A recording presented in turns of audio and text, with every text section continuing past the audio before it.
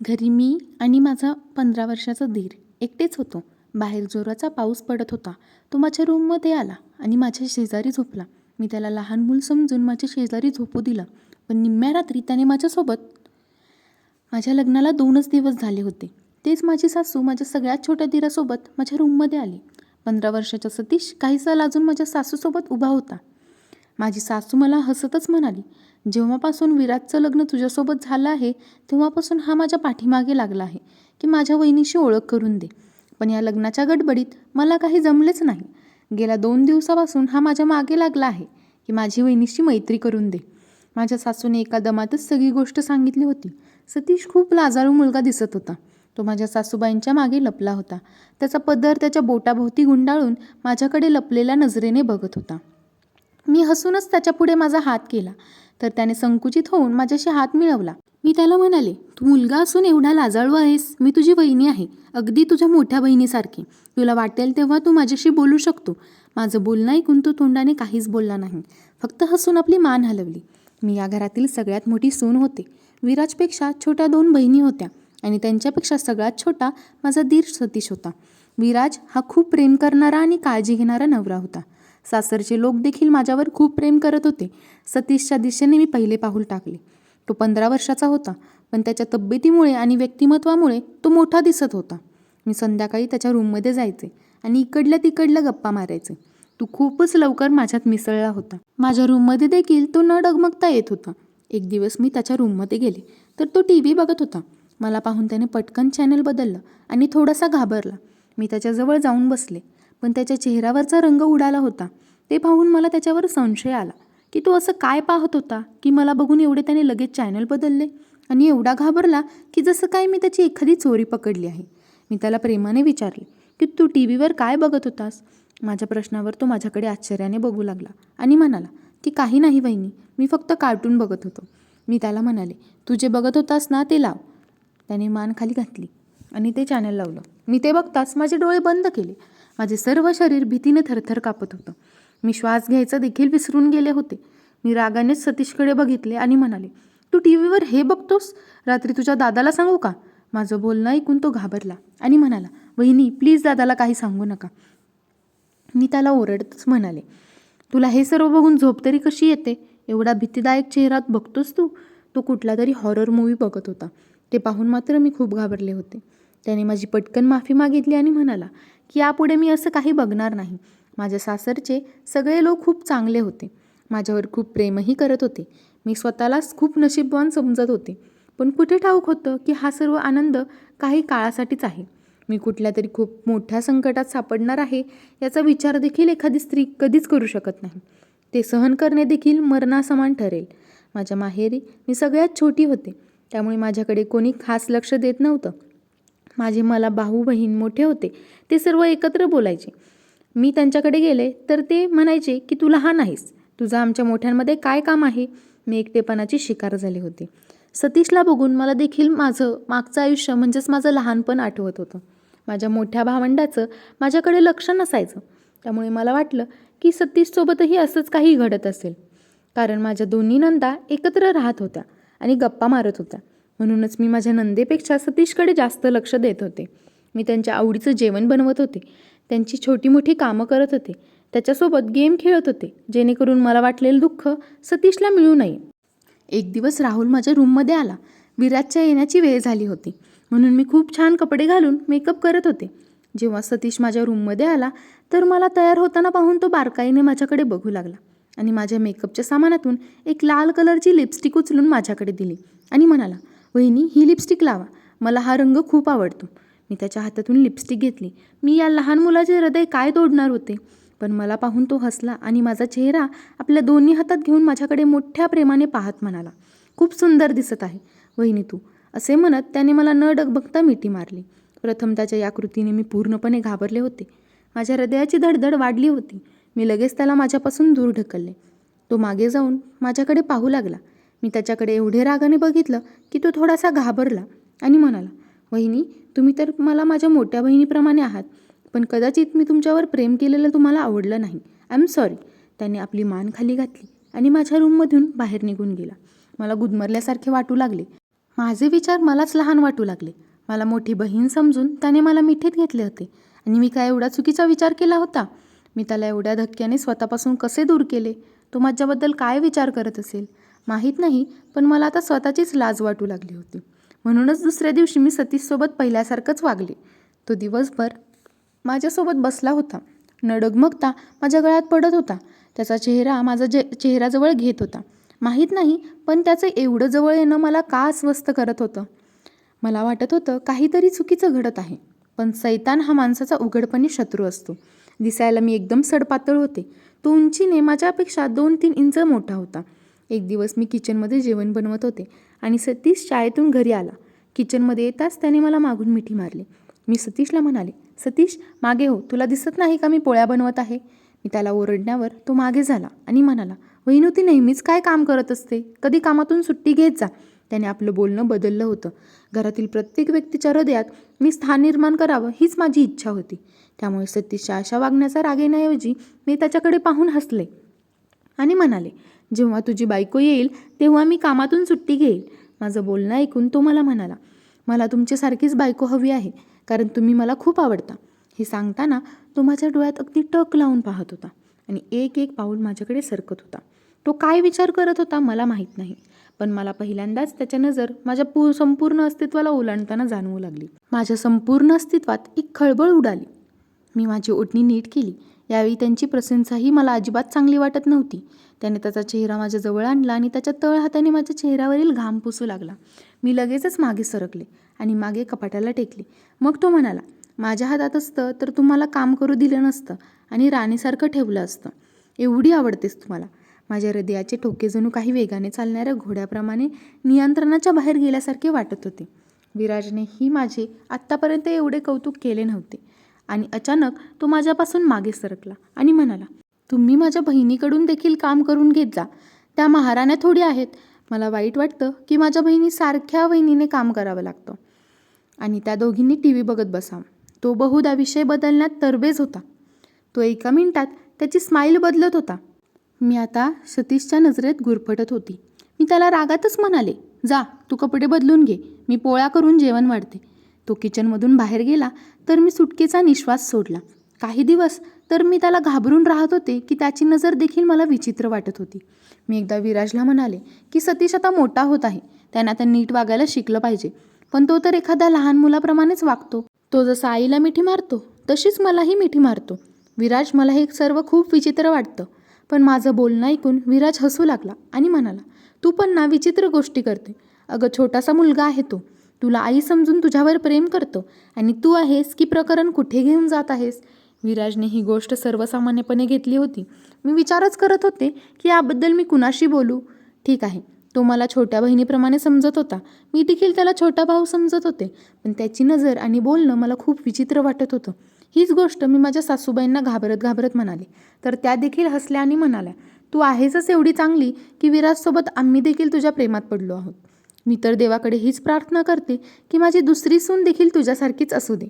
सासूबाईंनी या प्रकरणाचा वेगळाच अर्थ काढला होता. मी गप्प राहिली. माझ्या सासूच्या निष्काळजीपणामुळे आणि माझ्या नवऱ्याने माझ्या बोलण्याकडे लक्ष न दिल्याने मला खूप त्रास सहन करावा लागला. मी स्वतःच ठरवलं होतं की मी सतीशपासून दूर राहील. मी सतीशच्या रूममध्ये जाणं सोडलं होतं आणि त्याच्याशी जास्त बोलत देखील नव्हते. या गोष्टीची त्याला देखील जाणीव झाली होती. एक दिवस तो मला म्हणाला की वहिनी, तुम्हाला माझ्या कुठल्या गोष्टींचं वाईट वाटलं आहे का? तुम्ही माझ्याशी का बोलत नाही? मी म्हणाले, माझं काम जरा जास्त वाढलं आहे त्यामुळे, बाकी काही नाही. माझे म्हणणे ऐकून त्याने थोडा वेळ माझ्याकडे एकटक पाहिले आणि मग हसून म्हणाला, तुमच्या चेहऱ्यावरचा हा निरागसपणा मला खूप आवडतो. तुमच्याकडे पाहतच राहावेसे वाटते. मी त्याला प्रेमाने समजवलं आणि म्हणाले, माझ्याकडे इतक्या जवळून बघू नकोस. वाईट गोष्ट आहे. बहिणीशी असं बोलत नाही आणि त्यांना बघत देखील नाही. माझं बोलणं ऐकून तो तिथून निघून गेला. काही दिवसांपासून माझी तब्येत जरा ठीक नव्हती. मला चक्कर देखील येत होती. जेव्हा विराज मला डॉक्टरांकडे घेऊन गेला तेव्हा माहीत झालं की मी प्रेग्नेंट आहे. ही बातमी ऐकून घरच्या सगळ्यांना लोकांना खूप आनंद झाला होता. पण डॉक्टरांनी मला जरा काळजी घ्यायला सांगितलं होतं. त्यांनी मला काही दिवस बेड रेस्ट घ्यायला सांगितली होती. आता किचनमधील सगळं काम माझी सासू आणि नणंद सांभाळत होती. माझा जास्त वेळ माझ्या रूममध्येच जात होता. एका रात्री माझा नवरा, सासू आणि नणंद लग्नाला जायला तयार झाले. पण लग्न कानपूरला होते आणि मी प्रेग्नन्सीमुळे प्रवास करू शकत नव्हते आणि सतीश देखील उद्या टेस्ट आहे हे कारण सांगून शाळेत जाणार नव्हता. मी माझ्या आईकडे जाण्याचा विचार करत होते, पण सतीशमुळे माझी सासू मला म्हणाली की तू घरीच थांब, रात्रीपर्यंत आम्ही येऊ, लग्न तर संध्याकाळीच संपेल. मला नेहमी वाटत होतं की माझ्या सासरच्या घरातील प्रत्येक व्यक्ती माझ्याशी आनंदी आणि सहमत असावी, जे कधीच शक्य नव्हतं. मी सासूबाईंचं बोलणं मान्य केलं. ते सर्व लोक लग्नासाठी निघून गेले. रात्री जेवण केल्यानंतर मी माझ्या रूममध्ये निघून आले आणि दरवाजा आतून लॉक केला. मला फार झोप येत होती. तेवढ्यात माझ्या फोनवर विराजचा फोन आला आणि तो म्हणाला की आम्ही घरी येण्यासाठी निघतच होतो, पण इकडे खूप पाऊस चालू झाला आहे. आमचं इथून निघणं मुश्किल आहे. आम्ही सकाळीच परत येऊ. मी म्हणाले, ठीक आहे, तुम्ही तुमची काळजी घ्या. तसं पण इकडे देखील खूप जोरदार पाऊस चालू आहे. माझं बोलणं ऐकून विराज मला म्हणाला, सतीशला मुसळधार पाऊस आणि विजेंच्या आवाजाची फार भीती वाटते, म्हणून तू त्याला तुझ्या रूममध्ये झोपव. मला विराजचे हे बोलणं आवडले नाही. मी त्याला माझ्या खोलीत का झोपवायला घेईल? मी म्हणाले, विराज, तो इतका लहान नाही की मी त्याला पावसाची भीती वाटावी. सतीशला माझ्या खोलीत झोपावणं मला योग्य वाटत नाही. यावर विराज मला रागातच म्हणाला, तू का तो नेहमी मोठ्या असल्याचं सांगते? तो लहानच आहे. त्याची विचारसरणी लहान मुलांसारखी आहे. आता माझ्याशी वाद घालू नकोस आणि मी जे सांगतंय ते कर, असं म्हणून विराजने रागाने फोन बंद केला. पण मी सतीशला माझ्या रूममध्ये बोलवलं नाही आणि झोपी गेले. माहीत नाही रात्रीची कोणती वेळ होती, जेव्हा ढग एवढ्या जोरात वाजले की कुठेतरी वीज पडल्याचा आवाज आला. मी पण घाबरून उठून बसले. सोबतच लाईट देखील गेली होती. माझ्या रूमचा दरवाजा एवढ्या जोरात वाजला की मी घाबरून दचकले. अंधारात मला नीट दिसत नव्हतं. मी विचारलं, कोण आहे? समोरून आवाज आला, मी सतीश आहे. वहिनी, लवकर दार उघडा, मला खूप भीती वाटत आहे. मी अंधारात खूप मुश्किलीने दरवाजापर्यंत चालत गेले. माझ्या कमरेत खूप वेदना होत होत्या. काही दिवसांपासून मला थकवा देखील खूप जाणवत होता. मी दार उघडलं तर समोर सतीश टॉर्च लाईट घेऊन उभा होता. तो म्हणाला की मला खूप भीती वाटत आहे. मी त्याच्या रूमच्या आतमध्ये येण्यास सांगितलं. आतमध्ये येताच त्याने रूमचा दरवाजा बंद करून लॉक केला आणि म्हणू लागला की मला खूप भीती वाटत आहे. असं म्हणून त्याने मला मिठी मारली. तो त्यावेळी खूप घाबरला होता. मी त्याला छोट्या मुलासारखं धीर दिला. मी त्याला म्हणाले की घाबरू नकोस, मी आहे ना तुझ्याजवळ. हळूहळू त्याची माझ्यावरची पकड मजबूत होऊ लागली. मला वाटले की कदाचित भीतीपोटी त्याने मला त्याची आई किंवा मोठी बहीण समजले आणि मला मिठी मारली. पण काही वेळातच त्याचा हात माझ्या कमरेवर स्वतःहून चालू लागला. मला करंट लागल्यासारखं झालं होतं. त्याची पकड आणि त्याचे माझ्या कमरेवर चालणारे बोट मला काहीतरी वेगळेच समजावत होते. मी त्याला मागे लोटून दिलं आणि अचानक लाईट आली. पाऊस देखील आता कमी झाला होता. सतीशच्या चेहऱ्यावरचे भाव अचानक बदलू लागले. मला तो कसाही घाबरलेला दिसत नव्हता. मी त्याला म्हणाले, आता तू इथून निघून जा. तुला घाबरण्याची काही गरज नाही. पाऊस देखील कमी झाला आहे आणि वादळ देखील थांबलं आहे. पण चेहऱ्यावर विचित्र हसू आणून तो म्हणू लागला, पण माझ्या आतले वादळ अजून थांबलेले नाही. एकदा थांबले की मी निघून जाईन. त्याचं बोलणं ऐकून मी थक्क झाले होते.